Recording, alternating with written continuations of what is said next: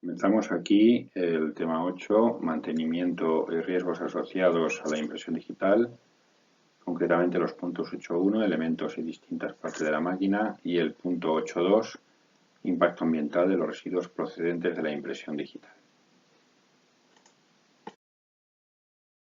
Aquí, por lo tanto, lo que vamos a tratar son los aspectos relacionados con el mantenimiento preventivo, es decir, lo que hay que hacer para que no ocurran cosas malas en la impresión digital y así como los módulos asociados.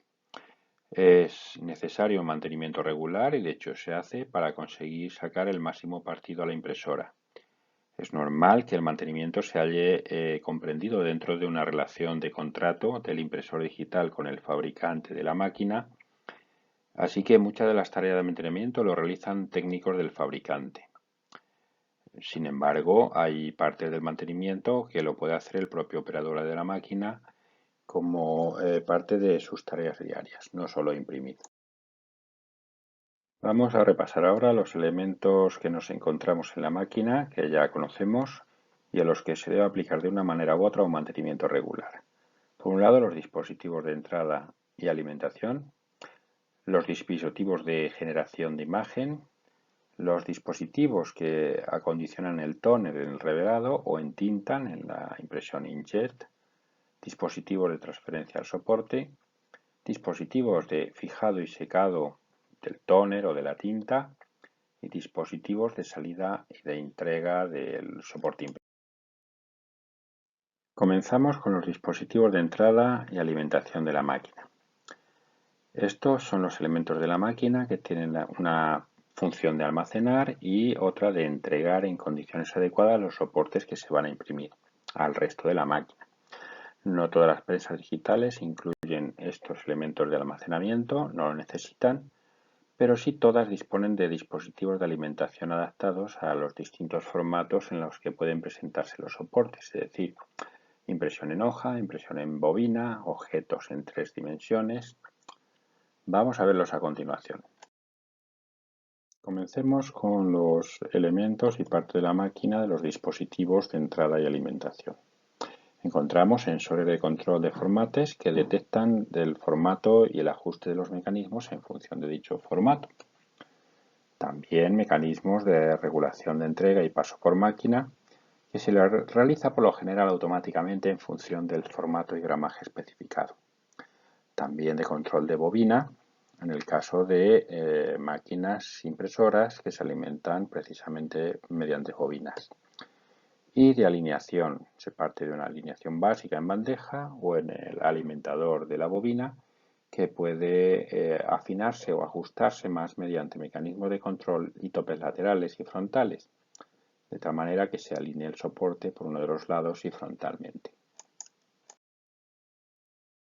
La entrega puede realizarse mediante sistemas de pinzas, dispositivo de succión, sujetan el soporte, cintas, transportadoras o elementos similares, cilindros enfrentados, combinación de varios de ellos, que es la disposición más habitual. Unas pinzas más dispositivo de succión más cintas que ayudan o colaboran. En determinados sistemas de alta exigencia tiene que haber mayores ajustes, se pueden incorporar sensores electrónicos o elementos similares que mejoren la precisión en la entrega para evitar problemas en el registro. Pasamos a ver ahora los elementos y partes de la máquina asociados a los dispositivos de generación de imagen. Estos son los elementos de la prensa encargados de crear la imagen, precisamente en la zona de impresión. La generación de la imagen puede ser directa sobre el soporte, como es el caso de la impresión inkjet y termográfica, e indirecta sobre un dispositivo fotoconductor, caso de la impresión electrofotográfica y magnetográfica. La impresión directa es precisamente la impresión inkjet. En este caso utiliza un conjunto de inyectores montado en uno o varios cabezales que se van a desplazar sobre una barra perpendicularmente a la dirección de avance del soporte de imprimir. Por otro lado, por lo que respecta a la impresión indirecta mediante transferencia, se realiza a partir de un sistema de generación de la imagen latente sobre la forma dinámica OPC mediante el cambio de estado de diversas zonas de la misma correspondientes a las zonas imagen y las zonas no imagen. Este cambio de estado se realiza mediante láser o tecnología LED, Light Emitting Diode, diodo emisor de luz. Los elementos que encontramos en la impresión indirecta mediante transferencia decimos que son la unidad de exposición, dos tecnologías, Raster Output Scanner o LED, Light Emitting Diode. Ya lo hemos comentado. En el primer caso es láser, en el segundo son diodos de emisión de luz. En ambos casos se activan en función de los datos digitales y pintan la imagen latente, que no es visible, es la expresión de imagen latente, sobre la forma dinámica. Esta imagen latente va a consistir en cargas contrarias a las del resto de la forma dinámica y contrarias a las del propio tóner, por lo que cuando este tóner se aplique quedará atraído por estas áreas. Veamos un esquema de ambas tecnologías. En este caso a la izquierda tenemos la unidad de exposición ROS, donde un láser se dispara sobre un espejo poligonal y una lente va desviando a lo largo de todo el tambor fotoconductor el haz de luz, marcando aquellos puntos donde deben ser marcados. Por otro lado, a la derecha tenemos la unidad de exposición LED, que vemos que son varios haces de luz los que se redirigen directamente a través del sistema hacia el tambor fotorreceptor. El resultado es lo mismo. El siguiente elemento que nos encontramos es el fotoconductor. Es el cilindro o cinta con propiedades fotoconductoras o magnetizables. Si es un tambor, si es un cilindro, se le suele denominar OPC. Y en cada giro la superficie es regenerada, es decir, se limpia, se acondiciona, se deja como nueva mediante un dispositivo de carga, corona o cilindro de carga, se descarga selectivamente mediante fotones de luz y posteriormente es entintada. Transferido el tóner al soporte o a un elemento de transparencia intermedio, se vuelve a ser regenerada, con la que el ciclo vuelve a repetirse a cada vuelta. Es decir, por eso es una tecnología que, pues uno de sus puntos fuertes es el dato variable. El fotoconductor UOPC va a tener ligeras diferencias entre la tecnología, pero básicamente la base es la misma. Es un fotoconductor orgánico, es decir, consta de un material dieléctrico o una capa magnética.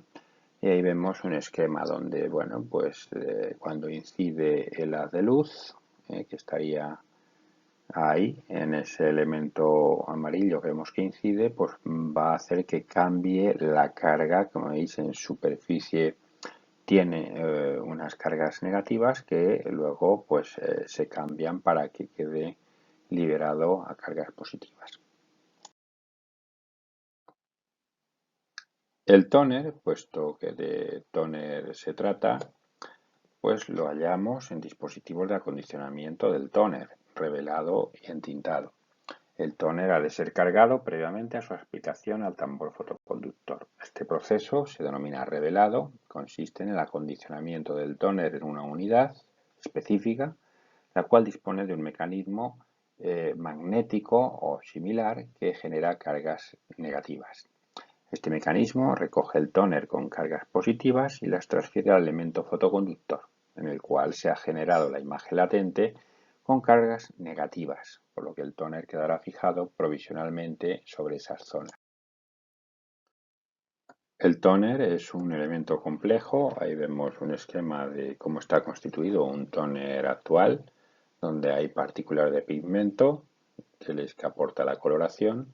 Hay elementos de fijación, que serían poliésteres de distinto grado de fusión, más partículas de carga, Y luego hay elementos que mejoran las propiedades de este tóner precisamente, pues son partículas de limpieza, partículas de resistencia al calor, ceras, todo ello en su conjunto forma ese aglomerado que es el tóner y que se fijará luego mediante una reacción química que implica calor. Este tóner ha de transferirse al soporte. Para ello, el tóner con carga positiva y fijado en las zonas descargadas del fotoconductor, zonas de imagen, ver los anteriores esquemas o imágenes que hemos ya tocado en otras transparencias, es forzado a fijarse al soporte que entra en contacto o al elemento de transferencia, puesto que estos presentan una fuerte carga negativa superior a aquella que le fija al fotoconductor. Esta carga puede verse reforzada por un dispositivo de generación de carga electrostática detrás del elemento de transferencia, que en algunos casos se utiliza para favorecer el íntimo contacto del tóner, sobre todo en relación con papeles con textura. De nuevo, vemos aquí un proceso completo de todo lo que ocurre ahí, empezando por esa carga, en este caso de preparación del tambor, la exposición siguiente en función de los datos que le llegan del ordenador, la aplicación del tóner a partir del subrevelado, es decir, la preparación para que agarre en las zonas con signo contrario, su posterior transferencia al soporte y ahí hay dos recorridos, uno del soporte hacia el módulo de fusión, que ahora veremos, y luego el resto del tambor que se limpiará. Habrá una limpieza de tóner residual que es mínima. El fusor es el elemento que va a aplicar calor para fundir el tóner y de esta manera fijarlo al soporte. Mediante esta fusión es cuando realmente aparece el color definitivo y el tóner queda íntimamente enganchado al soporte. Ese es un típico fusor donde vemos pues el rodillo fusor más el rodillo de presión. A través de esa combinación de rodillos, el rodillo de fusor tiene una determinada temperatura, pues es como se consigue esa íntima transferencia.